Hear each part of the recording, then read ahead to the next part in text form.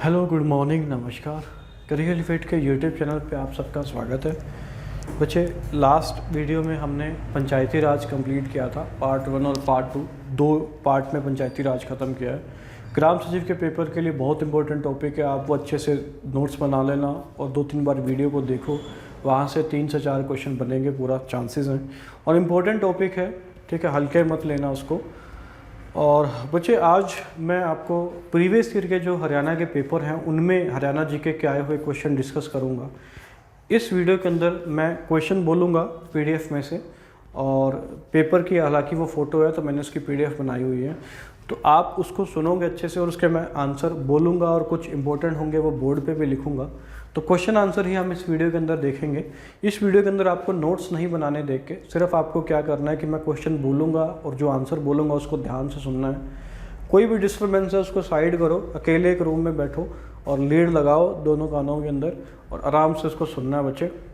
तो चलिए शुरू करते हैं। नोट्स बनाने की कोई ज़रूरत नहीं है, बस क्वेश्चन आंसर है। 25, 26, 27 को पेपर है और पूरे कोशिश की जाएगी कि जितने भी इम्पोर्टेंट क्वेश्चन हैं वो सारे आपको करवा दी जाए। इम्पोर्टेंट बच्चे कुछ नहीं होता, जैसे यूट्यूब चैनल पे आपको भ्रामक करने के लिए ऐसी वो बना देगा, एक थंबनेल बना देगा कि ये सीधे क्वेश्चन आपको पेपर में मिलेंगे, ऐसा कुछ नहीं होता बच्चे। प्रीवियस ईयर के क्वेश्चन पेपर ही हैं, वही घुमा फिरा के आगे पीछे करके पूछे जाते हैं हर पेपर के अंदर। तो वही मैं प्रीवियस ईयर के पेपर आपसे डिस्कस करूँगा और ये सीरीज़ लंबी चलेगी, ठीक है, काफ़ी आगे तक हम जाएंगे। तो पेपर कौन से होंगे, जैसे डिप्टी रेंजर का पेपर हुआ था फॉरेस्ट डिपार्टमेंट के अंदर, एग्रीकल्चर डिपार्टमेंट के अंदर पेपर हुए थे, हरियाणा कांस्टेबल का पीछे पेपर हुआ था, सब इंस्पेक्टर का हुआ था, ग्रुप डी का पेपर हुआ था, क्लर्क का हुआ था। तो इनके अंदर जो हरियाणा जीके के क्वेश्चन हैं वो मैं डिस्कस करने वाला हूं। तो चलिए शुरू करते हैं। सबसे पहले ये मेरे पास फ़ोन के अंदर बच्चे ये क्वेश्चन पेपर ही हैं, तो उन्हीं को मैं देख के मैं आपके सामने बोलूँगा। जैसे डिप्टी रेंजर का सबसे पहला मैं पेपर आपसे डिस्कस करने वाला हूँ, मॉर्निंग सेशन के अंदर ही आया था, मॉर्निंग वाली शिफ्ट के अंदर, ठीक है। फॉरेस्ट डिपार्टमेंट के अंदर पोस्ट होती है डिप्टी रेंजर की। तो सबसे पहला जो क्वेश्चन है कि पानीपत की पहली लड़ाई किस वर्ष लड़ी गई। तो पानीपत की सबसे पहली लड़ाई जो हुई थी वो 1526 में हुई थी। सवाल सिर्फ इतना ही था कि पानीपत की पहली लड़ाई कब हुई, तो 1526 में हुई। आंसर आपको पता ही है। पर यहाँ पे एक चीज़, थोड़ा सा एक्स्ट्रा चीज़ें भी हमें समझनी है बच्चे। ये तो जरूरी नहीं ना कि हर साल यही क्वेश्चन आए कि पानीपत की पहली लड़ाई कब लड़ी गई। इसके आसपास से ये भी पूछ सकते हैं ना कि पानीपत की पहली लड़ाई किस किस के बीच में हुई, ठीक है। बाबर ने कौन कौन सी महत्वपूर्ण लड़ाइयाँ लड़ी इंडिया के अंदर, तो उससे भी क्वेश्चन पूछ सकता है। पानीपत की दूसरी लड़ाई से भी पूछ सकता है। तो थोड़ा आसपास की जो चीज़ें हैं वो भी मैं आपको बताता चलूँगा। यही तो सही मायने में मेरा काम है, नहीं तो पीडीएफ देके तो क्वेश्चन आंसर तो आप भी कर लोगे, ठीक है। थोड़ा एक्स्ट्रा इन्फॉर्मेशन भी तो मिलनी चाहिए आपको, समझ रहे हो ना। तो 1526 में पानीपत की फर्स्ट बैटल हुई, पहली लड़ाई हुई, और किस किस के बीच में हुई, तो इब्राहिम लोधी वर्सेस बाबर के बीच में, ठीक है। यहीं से इब्राहिम लोधी की हार होती है और बाबर विजयी होती है। और मुग़ल सत्ता, जो मुग़ल काल है, यहीं से शुरू होता है। बाबर के बाद फिर हुमायूं के बाद अकबर, बीच में बाबर और हुमायूं के बाद थोड़े टाइम के लिए शेरशाह सूरी भी आता है, पर फिर से जब शेरशाह सूरी की डेथ होती है तो हुमायूं वापस आ जाता है। तो पानीपत की पहली लड़ाई इब्राहिम लोधी वर्सेस बाबर के बीच में हुई, जिसमें इब्राहिम लोधी की हार हुई, दिल्ली सल्तनत का पतन हुआ। लोधी वंश का अंतिम राजा था इब्राहिम लोधी, और प्रथम राजा था लोधी वंश का, वो था बहलोल लोधी, ये प्रथम राजा था लोधी वंश का। और ये इब्राहिम लोधी वर्सेस बाबर में हुई, बाबर इसमें विजयी हुआ। बाबर ने कुछ और इम्पोर्टेंट लड़ाइयाँ भी लड़ी यहाँ पे। हालांकि बाबर का जीवन जंगों और लड़ाइयों के बीच में बीता, इंजॉयमेंट का इसके पास वक्त ही नहीं था। जब इंजॉयमेंट का वक्त आया तब ये भगवान को प्यारा हो गया था। तो बाबर की कुछ इंपॉर्टेंट बैटल को याद रखने के लिए एक ट्रिक है बच्चे, मैं लिख रहा हूँ बोर्ड के अंदर, बोर्ड पे देखना। बाबर आया, पानी पिया, खाना खाया, चाय पी और घर को चला गया। पानी का मतलब है पहली लड़ाई बाबर की पानीपत, जो कि 1526 में उसने लड़ी। खाना से मतलब है खानवा की लड़ाई, जो कि 1527 में हुई। और चाय से मतलब है बैटल ऑफ चंदेरी, जो कि 1528 में हुई। और घर को चला गया तो ये है 1529, जो कि है बैटल ऑफ घग्गर, घग्गर की लड़ाई। और 30 में बाबर खुदा को प्यारा हो जाता है। हालांकि कहानी तो कुछ ऐसी है जो कि इतिहासकारों ने लिखी है कि जो बाबर का बेटा है हुमायूं, भाई वो बीमार पड़ जाता है और बोलते हैं कि वो काफ़ी बीमार होता है, तो बाबर उसके हुमायूं के चारों तरफ 2-3 चक्कर लगाता है और बोलता है कि हे खुदा मेरे बच्चे को ठीक कर दे और चाहे मुझे उठा ले। तो खुदा इसकी मान लेता है, हुमायूं ठीक हो जाता है और बोलते हैं कि उसी के कुछ दिन बाद बाबर का जो स्वास्थ्य है वो बिगड़ना शुरू हो जाता है और बाबर की 1530 में डेथ हो जाती है। कहानी कुछ ऐसी है, बाकी कितना सच कितना झूठ नहीं मालूम, ठीक है। तो याद रखना 26 पानीपत की पहली लड़ाई, ठीक है, पानीपत, खानवा, चंदेरी और घर, घर मतलब घग्गर, और 1530 में बाबर की डेथ। बच्चे पानीपत की दूसरी लड़ाई भी याद रख लो, लगे हाथ, कब होती है? 1556 में होती है और ये होती है किस किस के बीच में? तो अकबर वर्सेस हेमू, हेमू, ठीक है। हेमू जो कि गद्दी पर बैठने से पहले रेवाड़ी का शासक था, दिल्ली की गद्दी खाली देखने पर एक गद्दी पे बैठ जाता है और बोलते हैं कि इसने 22 युद्ध लड़े थे, इसलिए इसे विक्रमादित्य भी बोला जाता है हेमू को। और हालांकि अकबर इस टाइम पे बहुत छोटा था, 14 साल का था मात्र, और इस लड़ाई का जो नेतृत्व कर रहा था वो था बैरम खां, बैरम खां जो कि रियल सेनापति था। तीसरी लड़ाई होती है पानीपत की, वो होती है 1761 में और ये होती है, आप जानती हैं, मराठा वर्सेस अहमद शाह अब्दाली के बीच में होती है। और मराठा जो उस टाइम पे सेनापति है, मराठा सेना का जो सेनापति है वो होता है सदाशिवराव भाऊ होता है, ठीक है। मराठों की इसमें हार होती है और अहमद शाह अब्दाली की विजय होती है। तो ये पानीपत की 3 लड़ाइयाँ थी, 26, 56 और 1761। बच्चे इनसे सवाल मोस्टली पूछा जाता है, इंपॉर्टेंट है तो याद रखना। आगे बढ़ते हैं नेक्स्ट क्वेश्चन की ओर। नेक्स्ट है, पहली हरियाणवी फिल्म कौन सी थी? तो पहली हरियाणवी फिल्म थी बच्चे धरती, धरती पहली हरियाणवी फिल्म थी। नेक्स्ट क्वेश्चन है कि बाणभट्ट किसके दरबारी कवि थे? तो बाणभट्ट किसके दरबारी कवि थे? तो ये आपको पता ही है, हर्षवर्धन के दरबारी कवि थे। और हर्षचरित भी हर्षवर्धन ने लिखी। अगर ऑप्शन में हर्षवर्धन ना हो तो बाणभट्ट पे लगाना पड़ता है हमें, हर्षचरित नाम की किताब जो है। नेक्स्ट क्वेश्चन था बच्चे, डिप्टी रेंजर के ही क्वेश्चन पेपर पे हूँ अभी।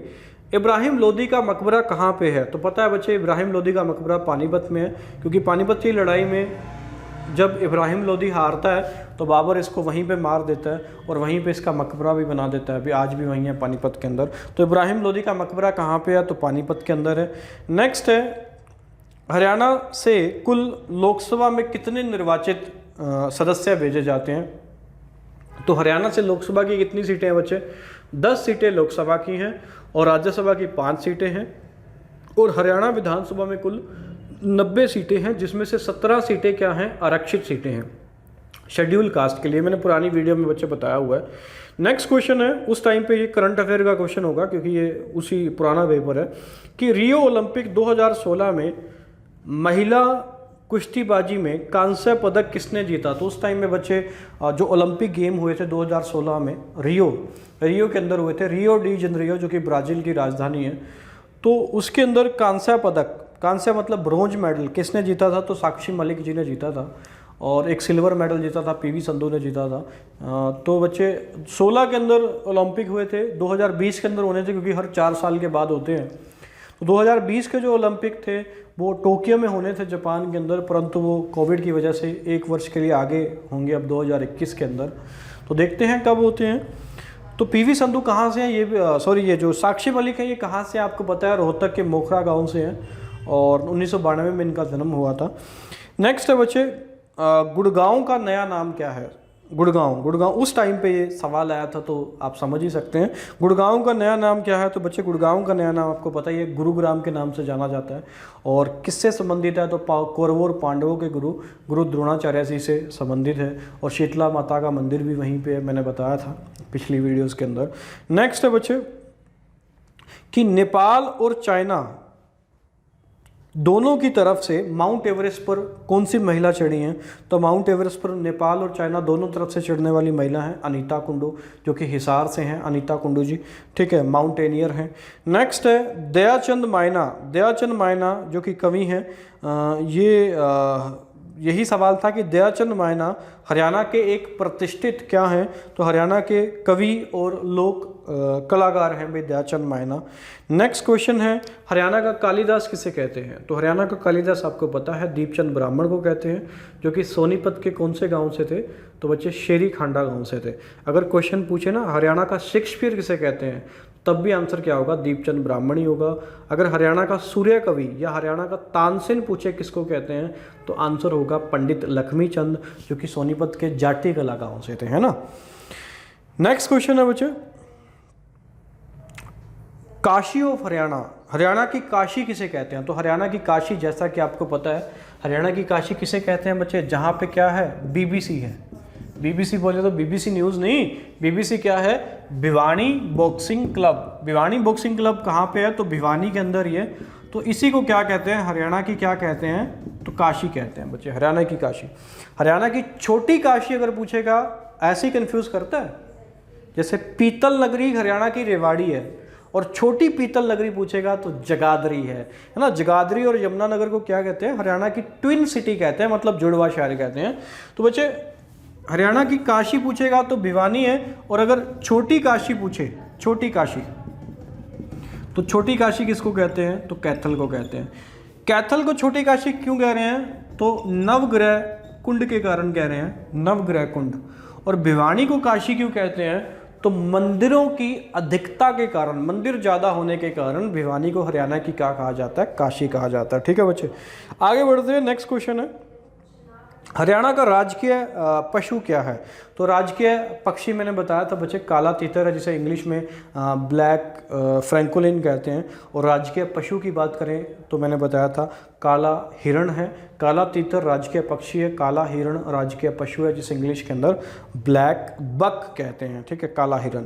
हालांकि इसके अंदर काला हिरण ऑप्शन में नहीं था डिप्टी रेंजर के अंदर, तो इन्होंने आंसर क्या माना है? इन्होंने कृष्ण मृग माना है, कृष्ण मृग, कृष्ण मृग। ठीक है, तो ध्यान देना एक थोड़ा सा यहाँ पे एक चीज़ समझने की है। अगर ऑप्शन में हरियाणा का राजकीय पशु पूछे और काला हिरण है, राजकीय पशु काला हिरण है, तो आपको काला हिरण ही लगाना है, ब्लैक बक जिसे इंग्लिश में कहते हैं।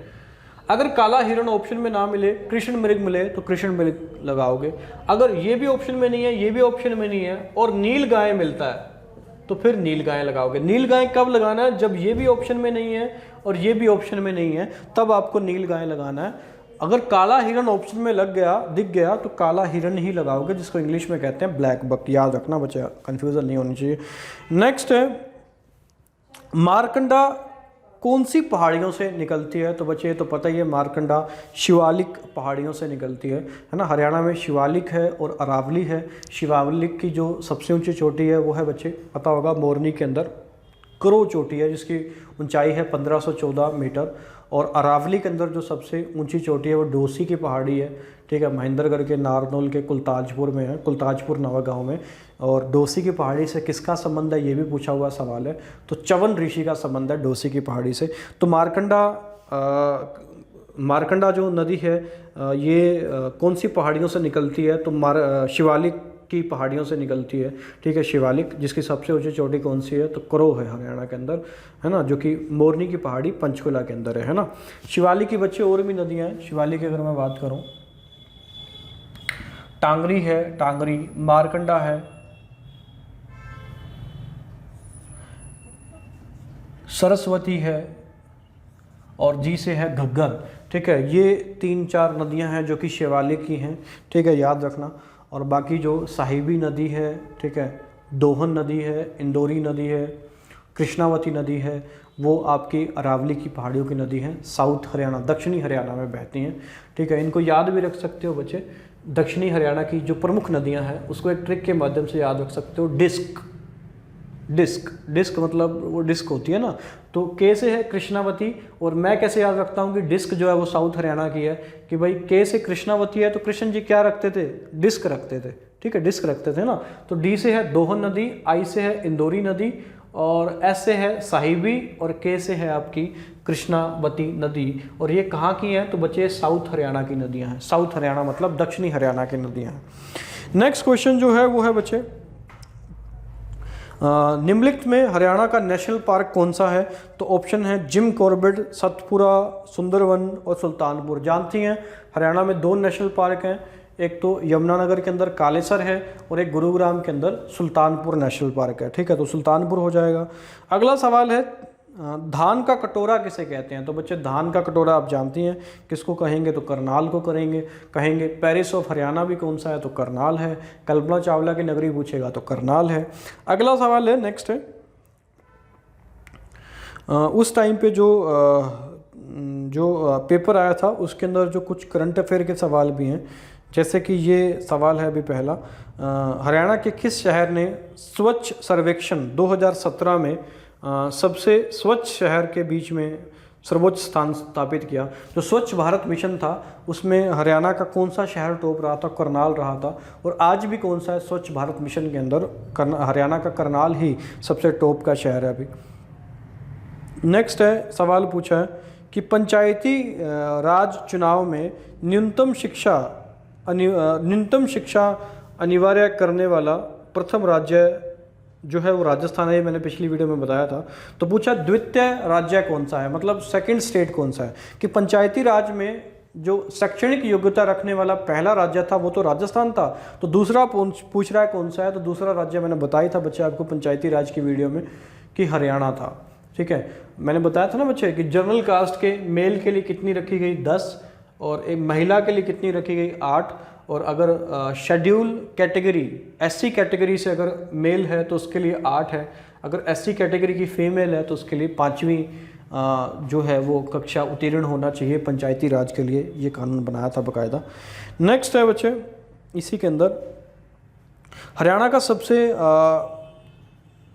क्षेत्रफल में सबसे बड़ा जिला कौन सा है? तो हरियाणा का क्षेत्रफल में सबसे बड़ा जिला आप जानते हैं सिरसा है, और सबसे छोटा जिला क्षेत्रफल में कौन सा है? तो फरीदाबाद है। ठीक है,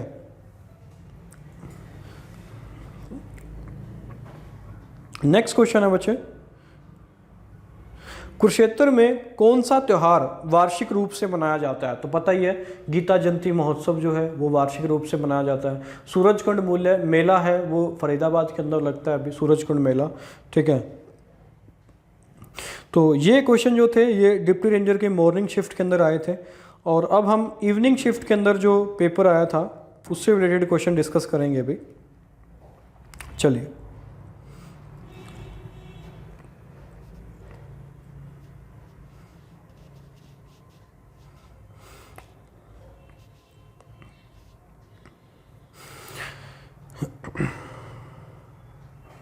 बच्चे नोट्स बनाने की इस वीडियो के लिए मैंने बताया कि ज़रूरत नहीं है, बस आप ध्यान से आप सुनते जाएंगे और जो इम्पोर्टेंट लगे वो क्वेश्चन आप लिख सकते हैं, नोट कर सकते हैं। ठीक है, इम्पोर्टेंट तो खैर सारी हैं, जो जानकारी आपको लगे कि याद नहीं रख पाओगे वो नोट कर लेना।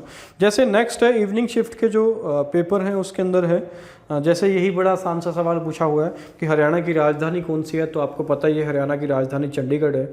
और इसी शिफ्ट के अंदर इसने ये वाला सवाल पूछा हुआ है बच्चे कि 1526 में पानीपत की पहली लड़ाई किस किस के बीच में लड़ी हुई? मतलब मॉर्निंग शिफ्ट में सवाल ये आया कि पानीपत की पहली लड़ाई कब हुई, और इवनिंग शिफ्ट के अंदर सवाल ये आया पानीपत की पहली लड़ाई किस किस के बीच में हुई? तो अभी मैंने बताया था बाबर और इब्राहिम लोदी के बीच में हुई। ठीक है, नेक्स्ट क्वेश्चन है, राजा हर्षवर्धन किसके पुत्र थे? तो राजा हर्षवर्धन प्रभाकर वर्धन जी के पुत्र थे। ठीक है, नेक्स्ट है हरियाणा कब बना? ऐसे से क्वेश्चन भी आए हुए थे, देखो 1 नवंबर 1966 को हरियाणा बना था। नेक्स्ट है कौन सा शहर हर्षवर्धन की राजधानी था? तो हर्षवर्धन की राजधानी आपको पता ही है बच्चे, थानेसर था हर्षवर्धन की राजधानी, और जो कि कुरुक्षेत्र का पुराना नाम है, और इवन आज भी विधानसभा की सीट में कुरुक्षेत्र का जो पुराना नाम है वो कुरुक्षेत्र नहीं थानेसर ही आता है। नेक्स्ट क्वेश्चन आया हुआ था बच्चे कि दंगल फिल्म में महावीर सिंह फोगाट का रोल किसने निभाया था? तो महावीर सिंह फोगाट का रोल दंगल फिल्म में आपको पता ही आमिर खान ने निभाया था। ठीक है, ऐसे ऐसे क्वेश्चन आए हुए हैं। नेक्स्ट है कि हरियाणा केसरी किसे कहा जाता है? तो हरियाणा केसरी आपको पता ही है बच्चे, पंडित नेकीराम शर्मा को कहा जाता है हरियाणा केसरी। नेक्स्ट है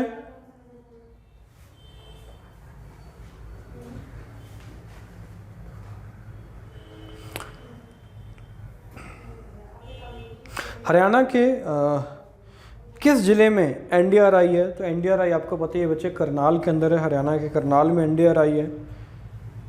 नेक्स्ट है, सिंधु घाटी सभ्यता का बनावली नामक स्थल कौन से ज़िले में है? तो फतेहाबाद के अंदर है, फतेहाबाद के अंदर बनावली है सिंधु घाटी सभ्यता का। नेक्स्ट है बच्चे, उस टाइम पे आया था कि हरियाणा के वर्तमान राज्यपाल कौन है? तो उस टाइम पे तो हमने क्या करना है, तो इस टाइम पे हरियाणा के राज्यपाल कौन है आप जानते हैं, तो सत्यदेव नारायण आर्य हैं। हरियाणा के पहले राज्यपाल पूछेगा तो कौन थे? तो धर्मवीर थे, है ना, धर्मवीर। नेक्स्ट है, हरियाणा की सरकारी भाषा। तो हरियाणा की सरकारी भाषा क्या है? तो हिंदी है, ठीक है। और मैंने बताया था कि प्राथमिक दर्जा हिंदी को है और द्वितीय दर्जा किस भाषा को दिया गया है? तो पंजाबी को दिया गया है। और कभी बंसीलाल ने किसको दे दिया था? तो तमिल भाषा को दे दिया था, बंसीलाल जो कि हरियाणा के लौह पुरुष कहे जाते हैं। नेक्स्ट है बच्चे,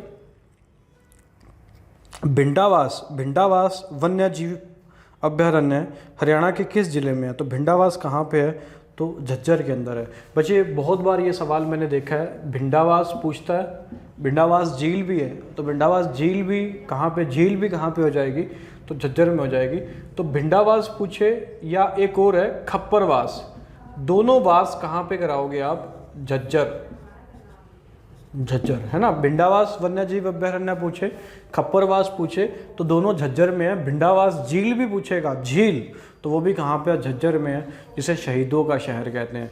वीरों की नगरी पूछेगा तो रेवाड़ी है, और शहीदों का शहर पूछेगा तो झज्जर है। नेक्स्ट क्वेश्चन बड़ा आसान पूछा गया कि हरियाणा का 22वां जिला। तो पता ही है बच्चे, चरखी दादरी हरियाणा का 22वां जिला, जो कि भिवानी से अलग हुआ, है ना, 16 नवंबर 2016 को। और नेक्स्ट है बच्चे, हरियाणा का सबसे पुराना ऑल इंडिया रेडियो स्टेशन कौन सा है? तो रोहतक है। हरियाणा में 3 ही ऑल इंडिया रेडियो स्टेशन है, रोहतक के अंदर है, कुरुक्षेत्र के अंदर है और हिसार के अंदर है। और सबसे पुराना कौन सा है? तो रोहतक का है, 8 मई 1976 को बना था, रोहतक का सबसे पहला है, ठीक है। तो इसमें भी ये सवाल पूछा हुआ था कि हरियाणवी भाषा में पहली फिल्म कौन सी थी? तो धरती थी, ठीक है, ये मैंने पहले बताया, हरियाणवी भाषा की पहली फिल्म धरती है। नेक्स्ट है, विसाखी का त्यौहार हरियाणा में किस महीने में मनाया जाता है? तो अप्रैल में मनाया जाता है बच्चे, जब फसल जो गेहूं है वो पक जाती है, तो उसके बाद वैसाखी 13 अप्रैल को मनाई जाती है। तो नेक्स्ट है, लूर नृत्य। लूर नृत्य किस अवसर पे किया जाता है? तो होली के त्यौहार पे किया जाता है लूर नृत्य, ठीक है, होली के त्यौहार पे लूर नृत्य, है ना। आगे नेक्स्ट जो है, इसमें इतने ही थे हरियाणा जी के क्वेश्चन बचे। अब नेक्स्ट शिफ्ट में मैं निकाल लेता हूँ जो अगले दिन हुआ था डिप्टी रेंजर का।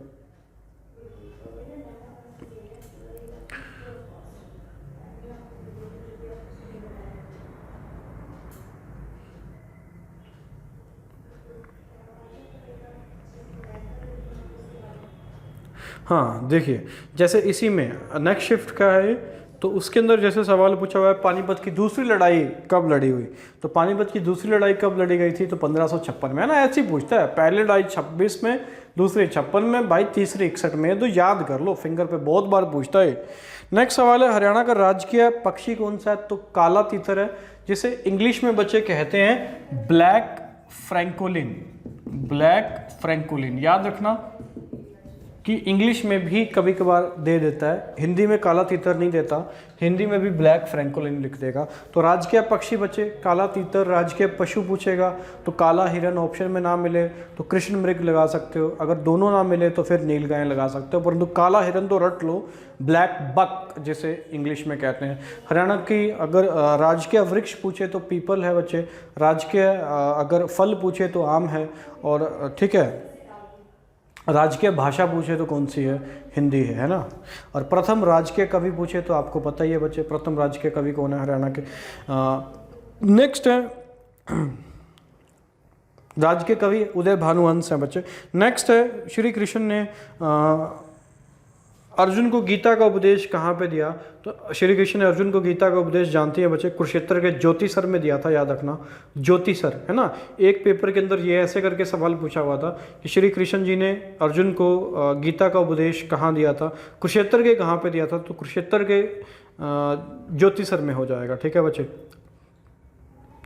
नेक्स्ट है कि राजा पुलकेशिन द्वितीय ने जिसने हर्षवर्धन को हराया था वो किस राजवंश से थे? तो चालुक्य राजवंश से थे बच्चे, ठीक है।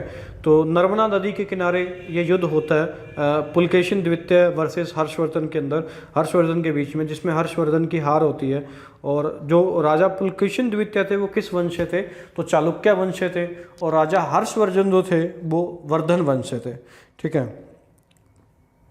नेक्स्ट है हरियाणा के गांधी किसे कहा जाता है? तो हरियाणा के गांधी मूलचंद जैन को कहा जाता है। इजी सवाल है, इजी क्वेश्चन है। हरियाणा केसरी इस शिफ्ट में भी पूछा गया था, तो हरियाणा केसरी पंडित नेकीराम शर्मा को कहते हैं। नेक्स्ट है हर्ष चरित्र किसने लिखी? अब हर्ष चरित्र किसने लिखी? तो इसने ऑप्शन में हर्षवर्धन नहीं दिया, तो हमें क्या लगाना पड़ेगा? बाणभट्ट लगाना पड़ेगा। इसने बाणभट्ट दिया हुआ है, तो बाणभट्ट आंसर हो जाएगा। हर्ष चरित्र के लिए याद रखना, हर्ष चरित्र के लिए कभी कभार बाणभट्ट भी ऑप्शन में दे देता है और हर्षवर्धन भी दे देता है, तो उस केस में आपको हर्षवर्धन लगाना है। अगर हर्षवर्धन नहीं है तो फिर क्या लगाओगे? बाणभट्ट लगाओगे, ठीक है, याद रखना। नेक्स्ट है यमुना हरियाणा में किस जिले से प्रवेश करती है? तो बच्चे पता ही है, यमुना हरियाणा में यमुनानगर से प्रवेश करती है। और यमुनानगर के भी कहाँ से करती है? तो ताजेवाला से करती है। और बच्चे एक बार ये सवाल ऐसे भी पूछा गया था कि यमुना नदी किस नेशनल पार्क के पास से प्रवेश करती है? तो याद रखना, कालेसर नेशनल पार्क के पास से हरियाणा में प्रवेश करती है। कौन सी नदी? तो यमुना नदी। दो ही नेशनल पार्क है बच्चे, एक कालेसर और एक है सुल्तानपुर। सुल्तानपुर गुरुग्राम में है और कालेसर कहाँ पे है? तो यमुनानगर के अंदर है, ठीक है। नेक्स्ट है हरियाणा की पहली यूनिवर्सिटी कौन सी है? तो हरियाणा का पहला विश्वविद्यालय है बच्चे चौधरी चरण सिंह हरियाणा कृषि विश्वविद्यालय। हालांकि बच्चे इसमें ऑप्शन में कुरुक्षेत्र यूनिवर्सिटी नहीं था, तो इसलिए इसका चौधरी चरण सिंह लगाना पड़ेगा। परंतु कुरुक्षेत्र यूनिवर्सिटी बनी थी 1956 के अंदर। चौधरी चरण सिंह यूनिवर्सिटी जो है कृषि विश्वविद्यालय जो कि हिसार के अंदर है, वो तो बाद में बना था। नेक्स्ट है हरियाणा के किस जिले में सबसे अधिक वन है? तो ऑप्शन है कुरुक्षेत्र, करनाल, फरीदाबाद, पंचकुला। तो आंसर हो जाएगा क्या बच्चे? पंचकुला, ठीक है। अगर क्षेत्रफल के हिसाब से देखा जाए तो सबसे ज़्यादा कहाँ पे है बच्चे? तो यमुनानगर के अंदर, क्षेत्रफल के आधार पे। अगर प्रतिशत के आधार पे पूछेगा तो पंचकुला आंसर होगा, याद रखना। मारुति कार का कारखाना कहाँ पे है? तो पता ही है बच्चे, मारुति कार जो कि गुरुग्राम के अंदर है। नेक्स्ट है गुरुद्वारा मांझी साहिब। गुरुद्वारा मांझी साहिब कहाँ पे है? तो रोहतक के अंदर है। मंजी साहिब जिसे कहते हैं, मांझी साहिब लगा लो, ठीक है। तो मंजी साहिब गुरुद्वारा कहाँ पे है? तो रोहतक के अंदर है। हरियाणा की कौन सी भैंस जिसे काला सोना कहते हैं? तो मुर्रा नस्ल की भैंस है बच्चे। कहाँ पे सबसे ज़्यादा पाई जाती है? जींद में पाई जाती है। और हरियाणा का जींद जो है वो सर्वाधिक कितने ज़िलों से सीमा बनाता है? तो मैंने बताया था 7 ज़िलों से सर्वाधिक सीमा बनाता है। 2 ज़िले ऐसे हैं, रोहतक और चरखी दादरी, जो किसी से भी सीमा नहीं बनाते। और काला सोना भी कहते हैं तो किस भैंस को कहते हैं? तो मुर्रा नस्ल की भैंस को कहते हैं। नेक्स्ट है हरियाणा का NIT है ना, नेशनल इंस्टीट्यूट ऑफ टेक्नोलॉजी, तो कहाँ पे है? तो कुरुक्षेत्र के अंदर है बच्चे। और नेक्स्ट है कि हरियाणा कितनी तरफ से दिल्ली से घिरा हुआ है? तो हरियाणा 3 तरफ से दिल्ली से घिरा हुआ है, 3 तरफ से, है ना। नेक्स्ट है देश के कुल भूमि क्षेत्रफल में हरियाणा का कितना प्रतिशत है? तो देश के कुल भूमि क्षेत्रफल में हरियाणा 1.34% है ना। देश के जो कुल भूमि क्षेत्र है ना, उसके कुल भूमि क्षेत्रफल में हरियाणा का कितना प्रतिशत है? तो 1.34% है। मतलब जो इंडिया का जो टोटल जो क्षेत्रफल है उसका कितने प्रतिशत हरियाणा का क्षेत्रफल है? तो 1.34% है।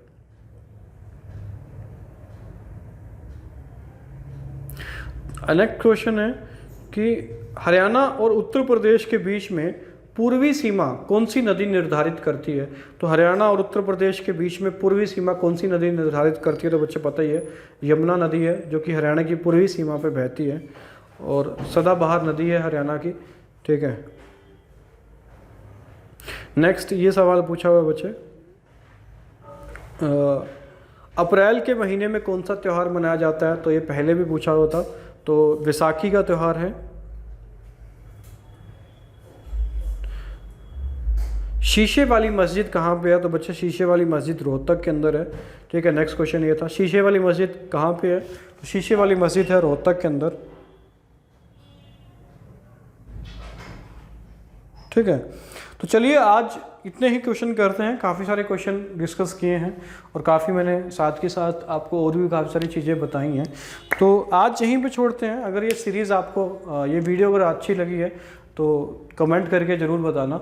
ठीक है, ऐसे ही अगर आगे भी वीडियो इसी क्वेश्चन आंसर की फॉर्म में अगर आप चाहते हैं तो ज़रूर बताएंगे और यही सीरीज़ आगे चलती रहेगी भी। तो आज यहीं पे छोड़ते हैं। चलिए, बाय बाय, थैंक यू।